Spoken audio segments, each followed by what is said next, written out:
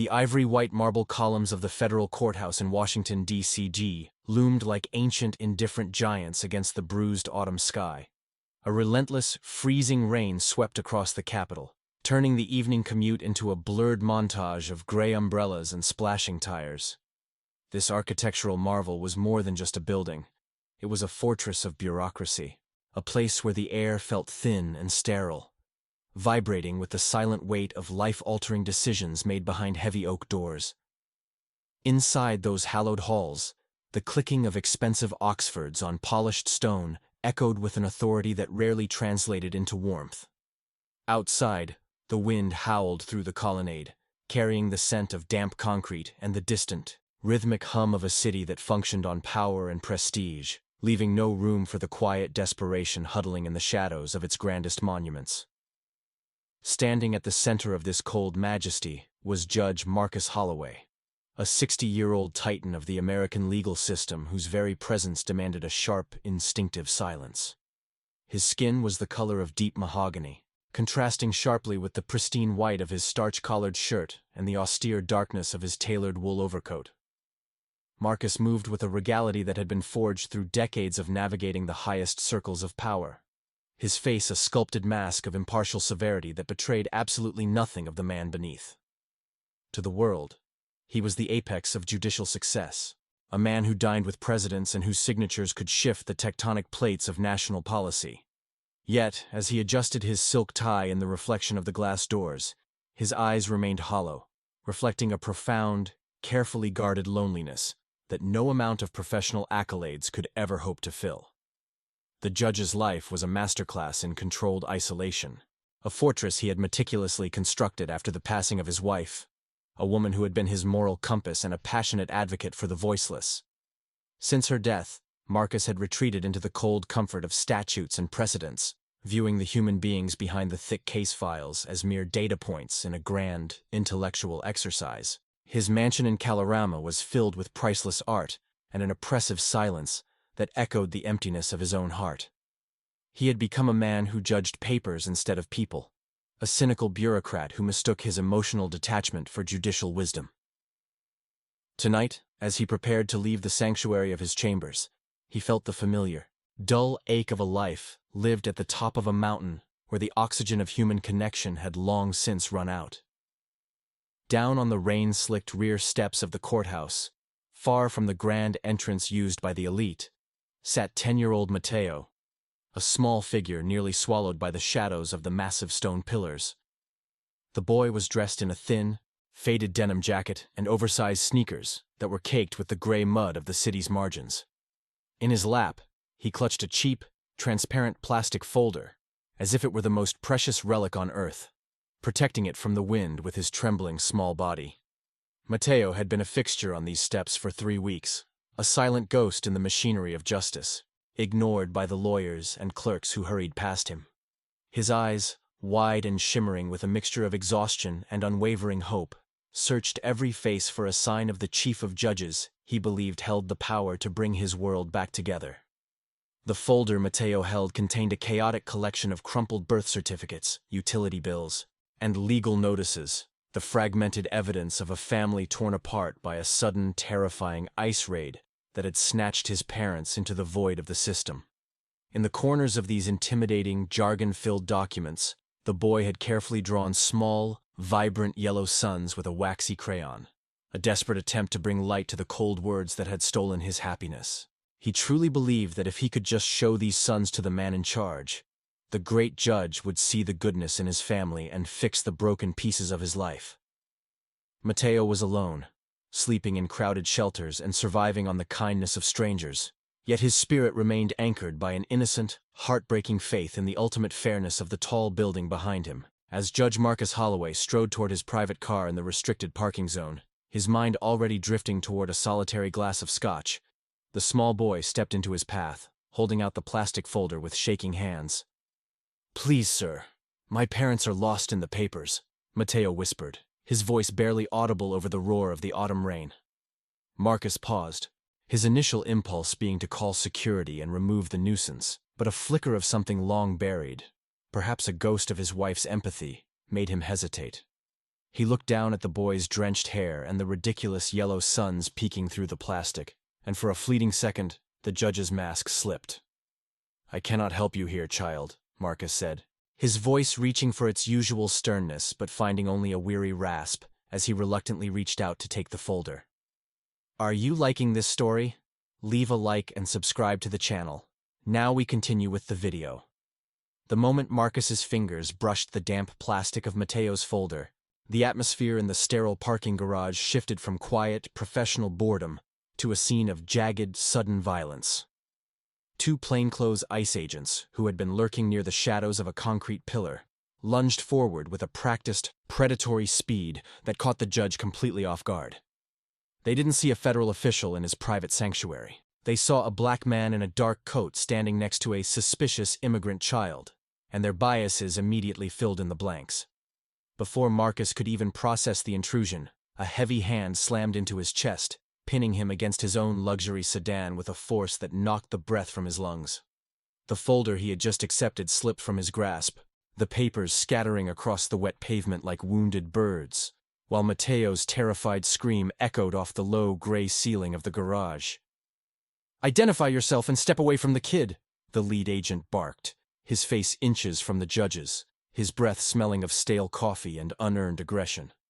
Marcus, gasping for air and feeling the cold bite of the car's metal against his spine, tried to reach for the judicial ID in his inner pocket, but his movement was misinterpreted as a threat. In a flash of leather and steel, his arms were wrenched behind his back with a sickening pop of his shoulder joint, and the cold, biting metal of handcuffs snapped shut around his wrists. The agents were operating on a hair trigger of racial profiling and bureaucratic immunity, convinced they were intercepting a problematic relative or a handler involved in the boy's case. They didn't look at his face. They looked at his skin and his proximity to a child they had been hunting for weeks. The indignity was a physical blow, a sudden and brutal stripping of the armor Marcus had worn for nearly 40 years as a pillar of the legal establishment. He tried to speak, to invoke the names of senators and the weight of his federal commission. But the words died in his throat as his face was pressed into the oil-stained concrete of the floor. He felt the grit of the garage against his cheek and the heavy knee of an agent pinning his neck down, a sensation of utter powerlessness that he had spent his entire life trying to outrun. Beside him, Mateo was being shoved roughly toward a waiting white van, his small cries for mercy being met with stony bureaucratic indifference. In that moment, the judge's wealth, his Harvard degree, and his prestigious title vanished, leaving only a man being treated like a statistic in a broken system. The agents threw Marcus and Mateo into the back of the transport van, slamming the heavy steel doors with a finality that sounded like a tomb closing on their lives. Inside the windowless, cramped space, the air was thick with the smell of old sweat and industrial disinfectant, a stark contrast to the leather-scented silence of the judge's office. Marcus sat on the hard metal bench, his breath coming in ragged hitches, staring at the handcuffs that bit into his aged skin, unable to comprehend the reality of his situation. He looked at Mateo, who was curled in a ball in the corner of the van, shaking uncontrollably, his eyes wide with a trauma no 10-year-old should ever have to witness. For the first time in decades, the judge wasn't observing a case from a distance. He was the case, trapped in the very machinery he had helped maintain. As the van rumbled through the rain-slicked streets of D.C., Marcus found himself spiraling back into the memories he had spent years trying to suppress, specifically the face of his late wife, Elena. She had been a public defender who lived in the trenches of the law, often coming home with stories of the very abuses Marcus was now experiencing firsthand. He remembered how he used to dismiss her concerns as emotional exaggerations or anecdotal outliers that didn't reflect the overall integrity of the American judicial system. He had lived in a world of ivory towers and abstract principles, while she had fought for the flesh and blood people who were being crushed by the gears of the state. Now, sitting in the dark, he realized with a sickening jolt of clarity that his silence and his cynicism had been a form of complicity in this institutional cruelty. They arrived at a processing center that felt like a factory for human misery, a fluorescent-lit warehouse where people were reduced to barcodes and intake numbers. Marcus was pushed through the line, his silk tie confiscated and his belt removed, the officers ignoring his demands for a phone call with a sneer of practiced dismissal. They saw an older man who looked like he might have been a grandfather or a laborer, but certainly not a man who held the power of life and death in his hands. He was ushered into a large, overcrowded holding cell, where men of all ages sat in various states of despair, their faces etched with the same haunting uncertainty he saw in Mateo's. The judge found a small patch of cold floor and sat down, his back against the peeling paint of the wall, feeling the crushing weight of his own insignificance. The cell was a cacophony of hushed whispers in multiple languages, the sound of a baby crying in the distance, and the heavy rhythmic clanging of steel doors echoing through the hallway. Marcus watched the guards through the bars, noting the way they looked past the detainees as if they were nothing more than furniture. A gaze he realized he had often used himself during long days on the bench. He felt a wave of nausea at the realization that he had presided over thousands of deportation hearings and criminal cases without ever truly considering the physical reality of the punishment he was doling out. He had lived in a bubble of luxury, dining at the Metropolitan Club, while men like these were being herded into cages, their families torn apart by the stroke of his expensive fountain pen. Mateo, seeing the older man sitting in a state of catatonic shock, crawled over to him through the crowd of despondent men, his small face pale but his eyes reflecting an unexpected strength. He reached into the pocket of his thin jacket and pulled out a crushed, generic brand cereal bar that he had been saving, a meager treasure in a place of such profound scarcity. With trembling hands, the boy broke the bar in half and offered the larger piece to Marcus, his voice a soft, steady anchor in the chaotic room. "Eat this, sir. It will make you feel better," Mateo whispered, trying to offer a small smile that didn't quite reach his eyes. "Don't cry. They are mean, but we are good people. My mama says the sun always comes back after the rain stops."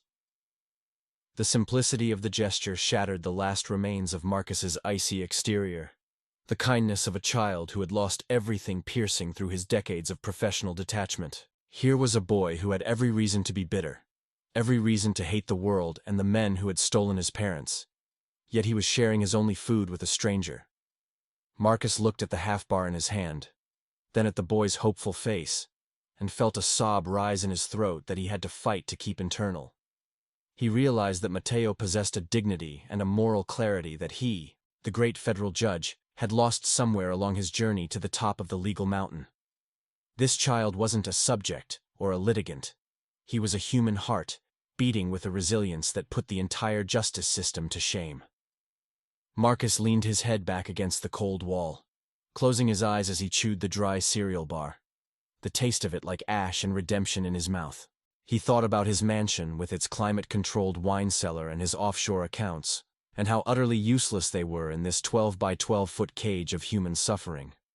He thought about the legal briefs he had written that prioritized administrative efficiency over the preservation of family units, and he felt a burning, righteous anger beginning to replace his initial terror.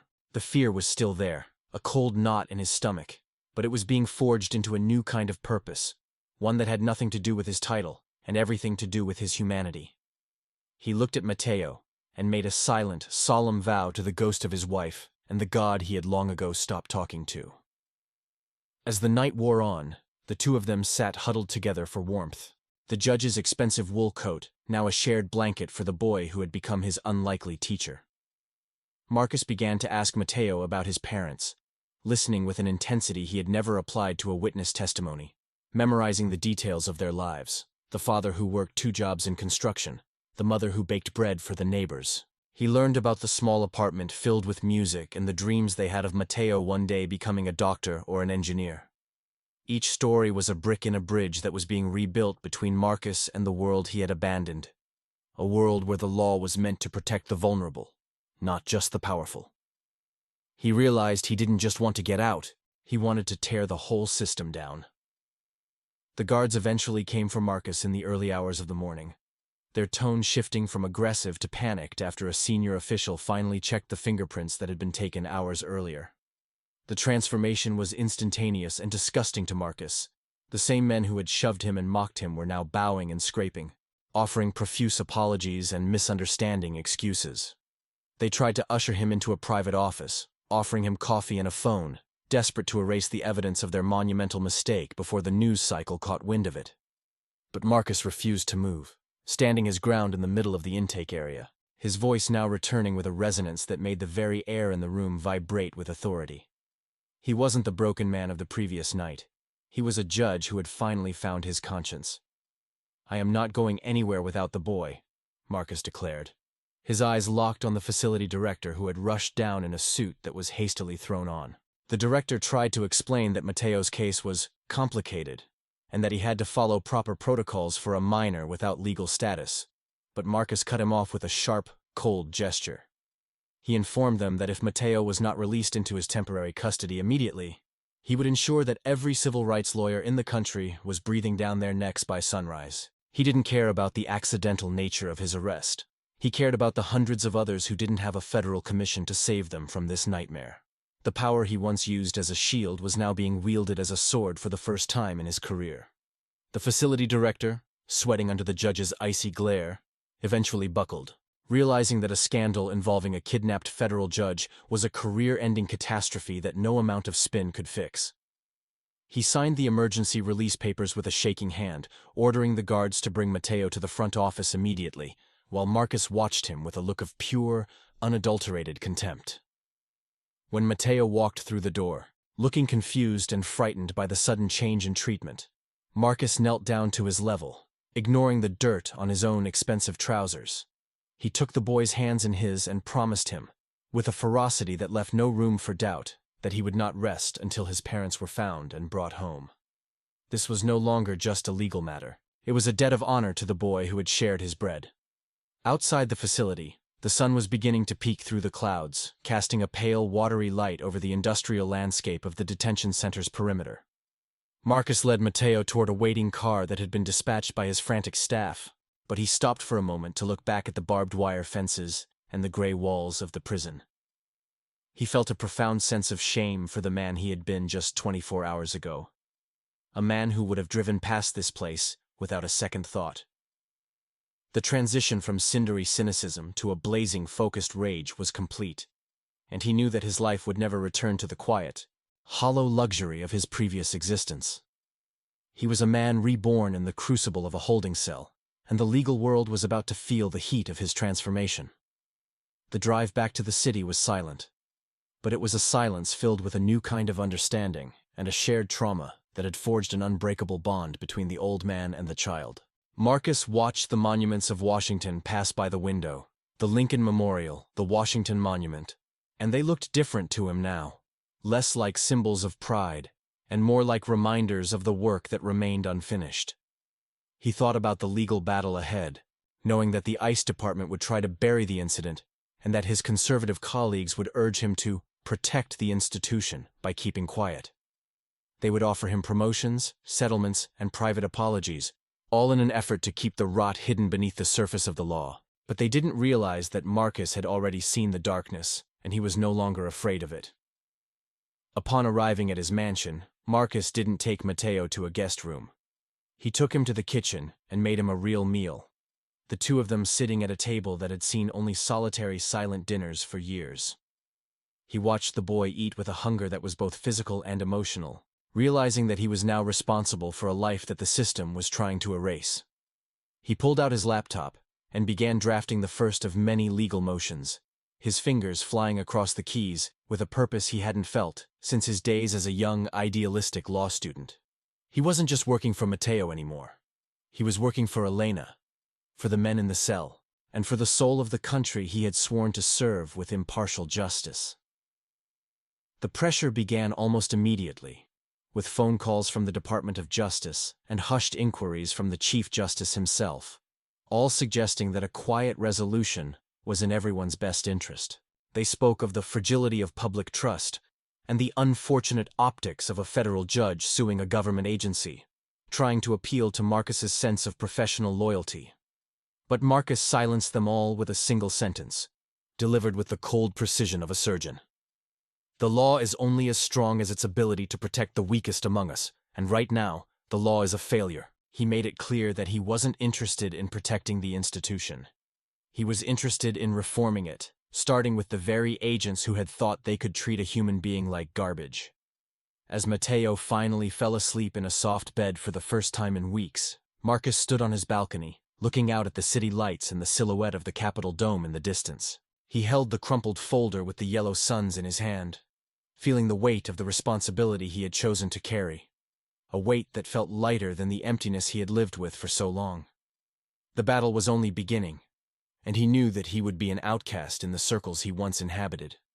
But for the first time since his wife died, he felt truly alive. He was no longer just a judge of the law, he was a seeker of justice, and he would not stop until the sons Mateo had drawn were more than just a child's dream. The day of the hearing arrived with a heavy electric tension that seemed to vibrate through the very foundations of the federal courthouse. This was not a standard proceeding. It was an extraordinary session convened by Judge Marcus Holloway himself, exercising his supreme authority to oversee cases of systemic misconduct within his jurisdiction.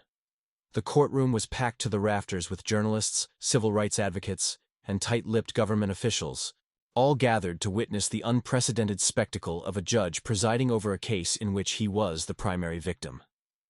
The air was thick with the scent of old wood, and the hushed, nervous murmuring of a crowd that knew it was about to see history being made.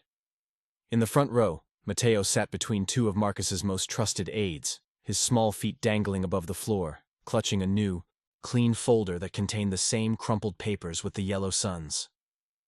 When the side door opened, the all-rise command didn't just bring people to their feet. It brought a sudden, suffocating silence that felt like a physical weight. Marcus entered the room not in his casual civilian clothes, but in his full judicial regalia, the heavy, midnight black toga that symbolized the absolute authority of the United States federal bench.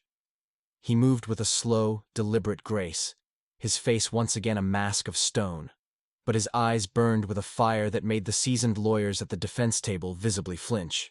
He took his seat behind the massive mahogany bench, looking down from his elevated position at the two ICE agents who sat in the well of the court. They were dressed in cheap suits, their earlier arrogance replaced by a sweating, wide-eyed terror, as they realized the man they had beaten and mocked was now their ultimate judge. The proceedings began with a clinical, devastating precision as Marcus laid out the evidence of the illegal detention, the physical assault, and the subsequent attempts by the department to suppress the incident. He didn't raise his voice. He didn't need to, as the cold, intellectual fury of his words cut through the defense's pathetic excuses, like a scalpel through rotten fruit. He played the security footage from the parking garage on the large monitors, forcing everyone in the room to watch the brutal reality of the state's power being turned against its own citizens. The gasps from the gallery were audible as the images showed the judge being slammed against his car and Mateo being dragged away like a piece of luggage. It was a visual indictment of a system that had lost its way, presented by the man who had been its most prestigious gatekeeper. As the defense attorney tried to argue that the agents were merely following standard operating procedures in a high-stress environment, Marcus leaned forward, his shadow falling over the room like a dark omen. He began to speak about the nature of the law, not as a collection of cold statutes, but as a living promise between a government and its people, a promise that had been shattered by the men standing before him. He spoke of the thousands of families torn apart by these standard procedures, his voice cracking slightly with an emotion that shocked the lawyers who had known him for decades. He was no longer just a judge reading a verdict. He was a man confessing his own past blindness and calling for a reckoning that was long overdue. The mask of impartiality had been discarded in favor of a much more powerful truth. Then, in a move that broke every unspoken rule of judicial decorum, Marcus stood up and stepped down from the high bench, his black robes flowing behind him as he descended into the well of the courtroom. He walked past the stunned court reporters and the trembling defendants, stopping directly in front of Mateo, who was looking up at him with a mixture of awe and recognition. The judge knelt on the floor, placing himself at the child's eye level, effectively abandoning his position of superiority to stand in solidarity with the vulnerable. The cameras in the back of the room clicked frantically, capturing the image of the most powerful judge in the city, kneeling before an immigrant child who had been discarded by the state.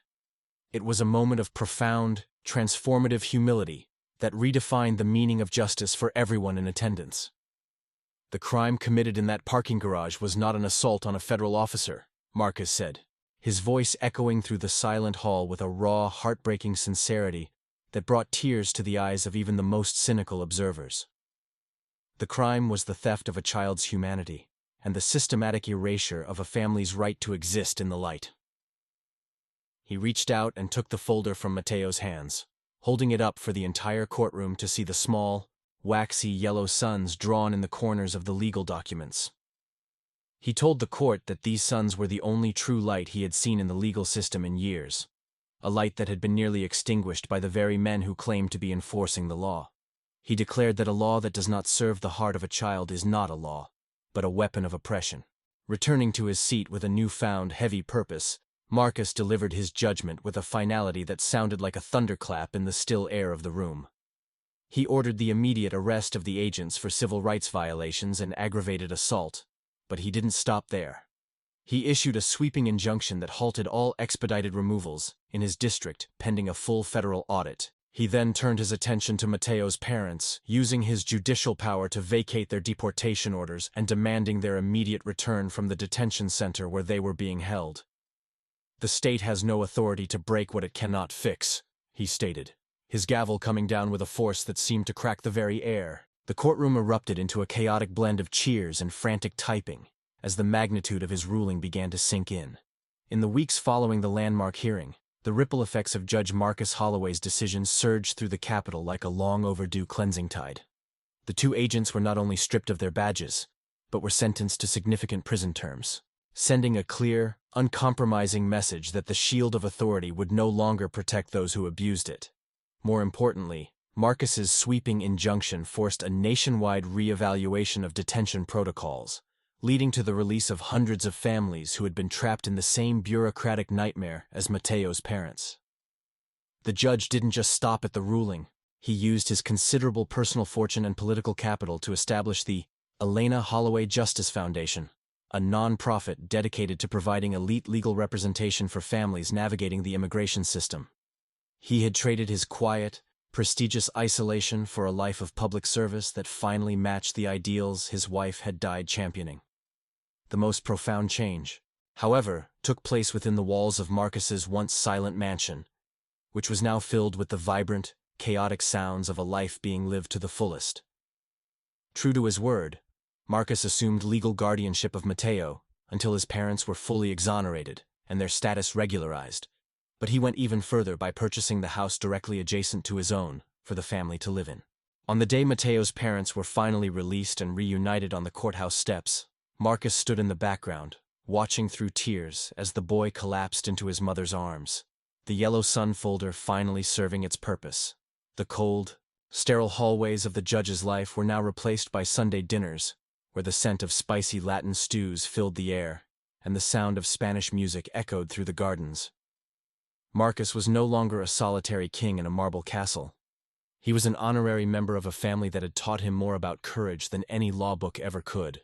Marcus eventually chose to retire from the bench early, realizing that his impact could be greater as an advocate and a mentor than as a neutral arbiter of a flawed system.